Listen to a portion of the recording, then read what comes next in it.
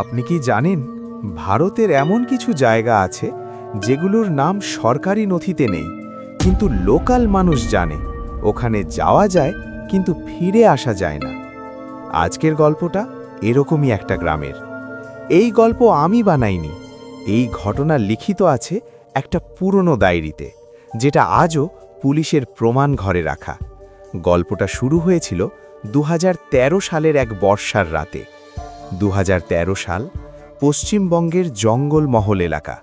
4 জন বন্ধু, সুমন, রাহুল, দেব আর অনিক, সবাই কলেজ পড়ুয়া, অ্যাডভেঞ্চার ভালোবাসে, বিশেষ করে পরিত্যক্ত জায়গা। লোকাল এক চায়ের দোকানে ওরা প্রথমবার শুনেছিল একটা গ্রামের কথা।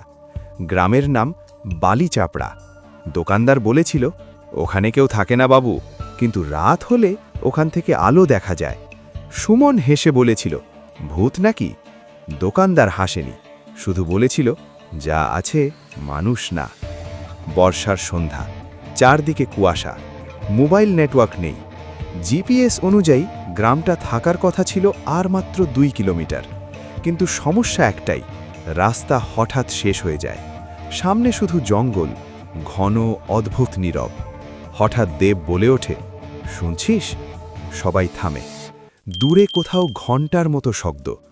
গ্রামে মন্দির আছে? কে জানে। হাঁটতে হাঁটতে ওরা দেখতে পায় কিছু কাঁচা বাড়ি, দরজা খোলা, ভেতরে কিছু নেই, কিন্তু ধুলোর স্তরও নেই।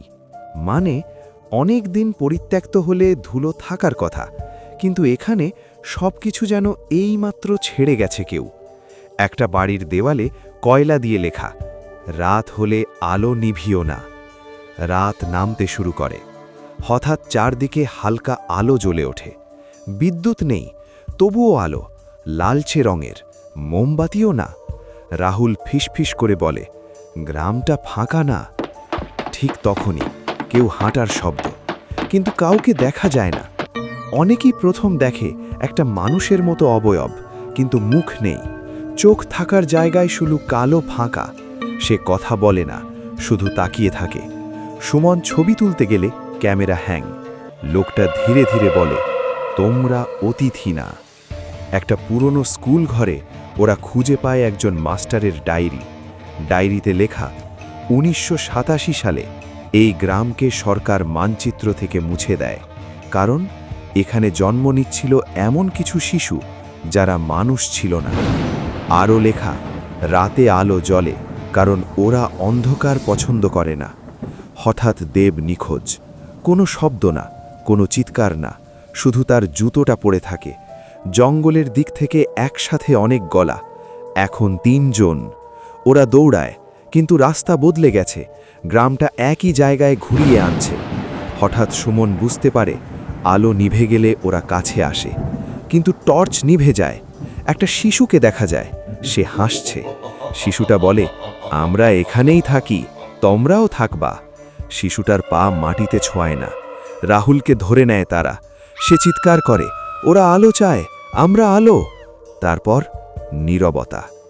সুমনই শুধু সকালে জঙ্গলের বাইরে অচেতন অবস্থায় পাওয়া যায়। সে বারবার বলে, গ্রামটা খুঁজো না, ওরা অপেক্ষা করে। পুলিশ সার্চ করে, গ্রাম পাওয়া যায় না।